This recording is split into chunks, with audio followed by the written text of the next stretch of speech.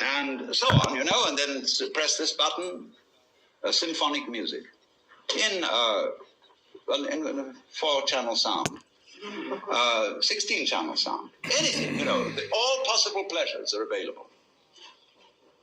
And when, you know, you're like everybody's dream of the Sultan in the palace, you suddenly notice there's a button labeled surprise. You push that, and here we are. Is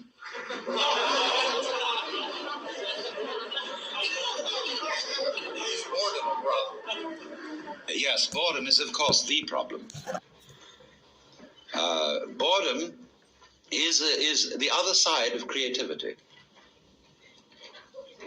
And the energy of creation has as that is the yang, the yin side of that energy is called boredom. Everything, of course, is fundamentally yang and yin. If you understand that, you really don't need to understand anything else. As God, what responsibility do you feel to ameliorate evil in the world? As God, what responsibility do I feel to ameliorate evil in the world? I begin with the point that I am responsible for the way the world is.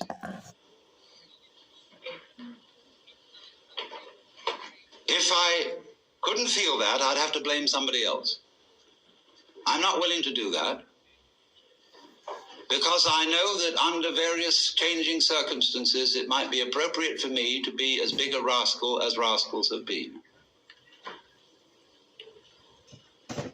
Now, as to improving the world,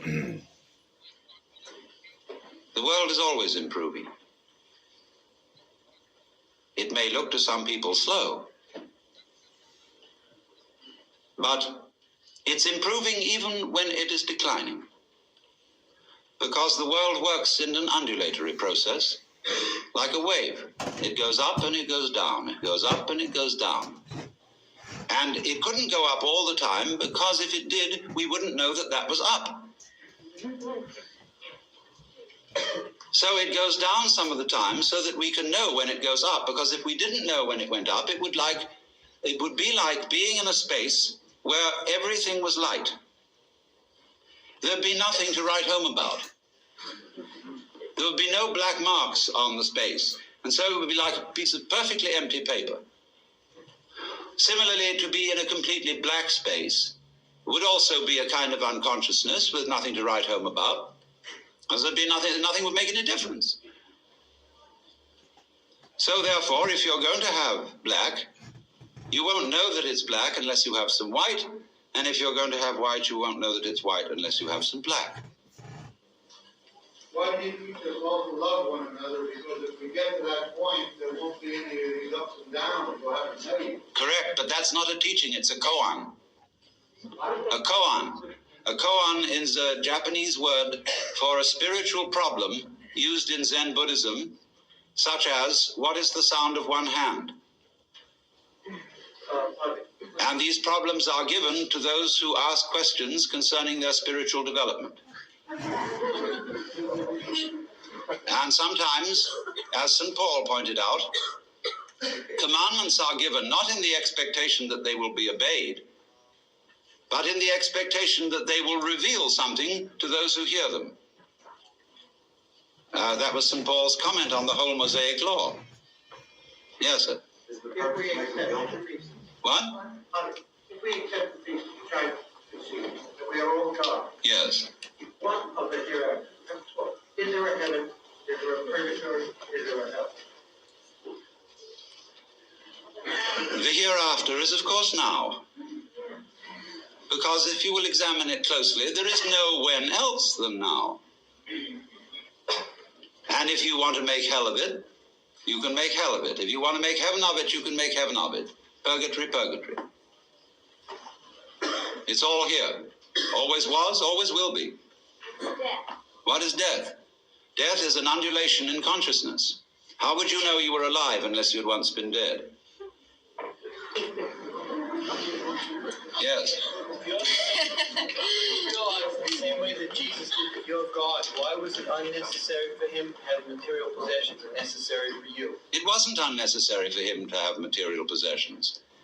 They said of St. John the Baptist that he was an ascetic, but of Jesus, this man consorts with gluttoners and wine-bibbers and comes eating and drinking.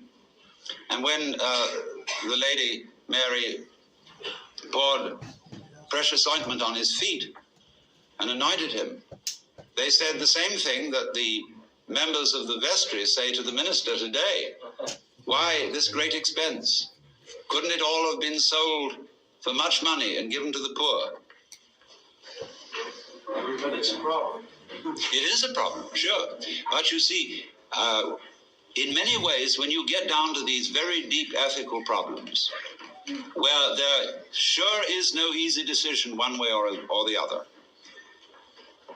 you must look at the problem from the point of view of an artist. Which way of doing this is in some sense greater? It may be better to go off with a bang than with a whimper. Let me see. Are you God all the time? I mean, in consciousness all the time. There is no time, my dear. It's always now. During every event in space-time.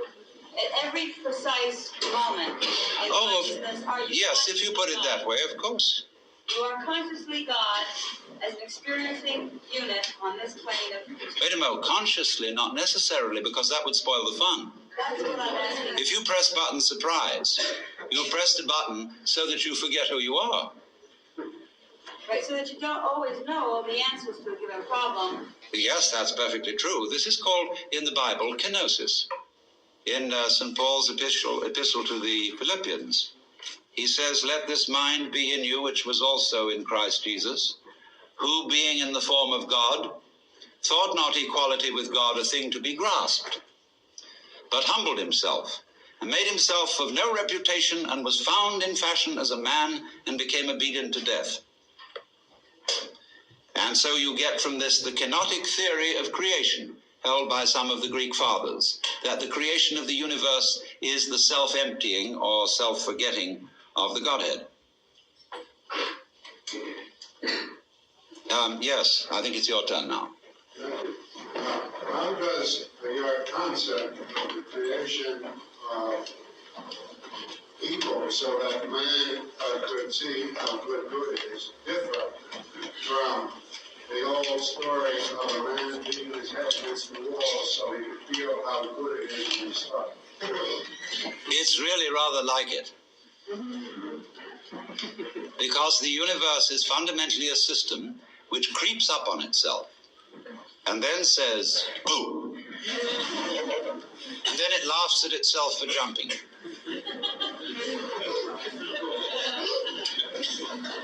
And you see, every time it does it, it forgets that it did it before. So it never becomes a bore. Yes, the lady in red.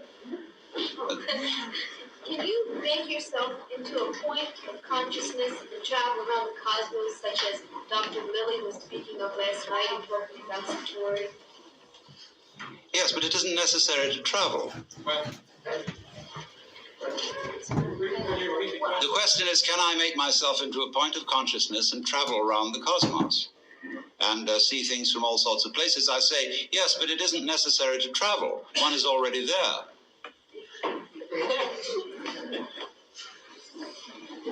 In other words, I'm using your eyes where you are, like you're using mine. Just in the same way, my head is not my feet. It uses my feet. The head is very different from the feet. You couldn't possibly say the head and the feet are the same, but they are one organism. They each have a soul. Two. What do you do about boredom? What do I do about boredom? Press button surprise. Oh, it's always there. Yes, always. Yes, the lady in purple here. You talk about boredom. It seems to me, at least in my own case, and maybe many people, that one of the biggest problems in life is being forced to earn a living in something which is not what I would rather be doing. And I often wonder, is the answer to move somewhere and live on less money and do the thing that I would like to do?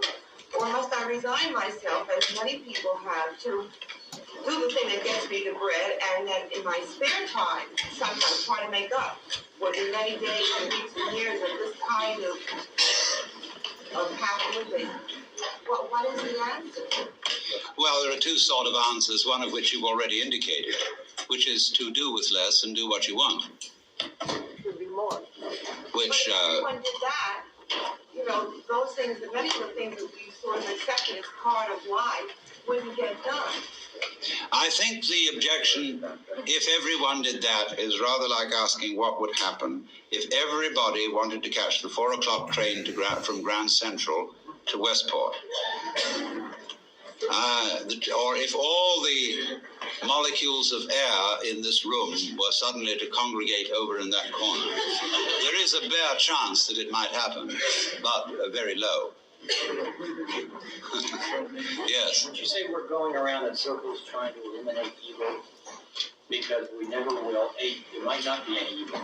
Yes. Never eliminated, so we're just playing games. We are going round in circles. But you see, going round in circles, as you may have observed by looking at the sky, is what the universe is doing.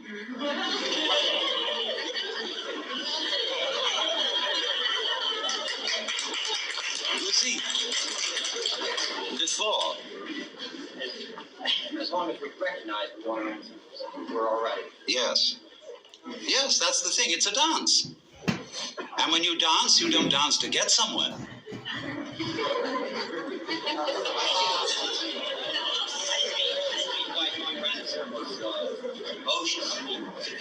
Yes, all right, but you turn, when you wake up, you turn the confusion into a dance.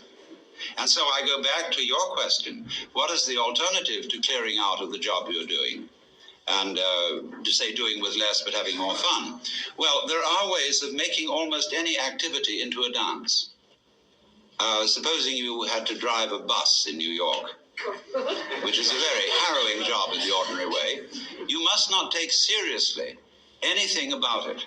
This is the first rule. That it doesn't matter a damn if you don't get there on time, but it would be fun to go as fast as is consistent with safety.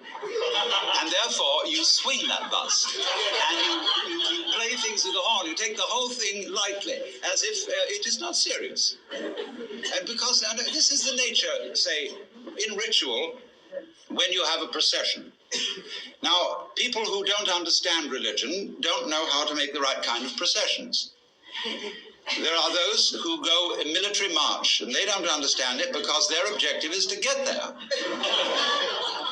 There are those who dawdle like ducks, and they don't understand because they are trying to be dignified. On the other hand, there are those who walk as if they had already arrived. And this is the way kings walk. Because a king is the center, and he is always where it's at. Where it's at is where the king is, by definition.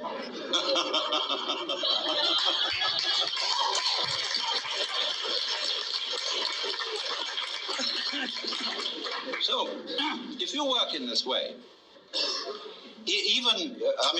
people who are practicing meditation take up monotonous things for fun. And meditation is supposed to be fun. I hope John Lilly told you that this morning. Where you say you're going to do Om Mani Padme Hum. Om Mani Padme Hum, Om Mani Padme Hum, Om Mani Padme Hum. You know, you can really have a gas doing that. And so that anything monotonous can be treated in the same way. This is the way, one of the ways of overcoming boredom. Because boredom is the great problem for energy.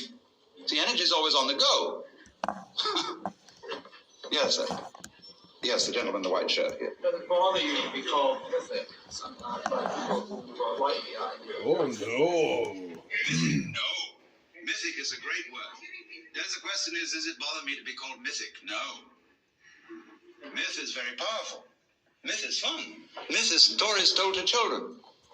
Everybody loves them.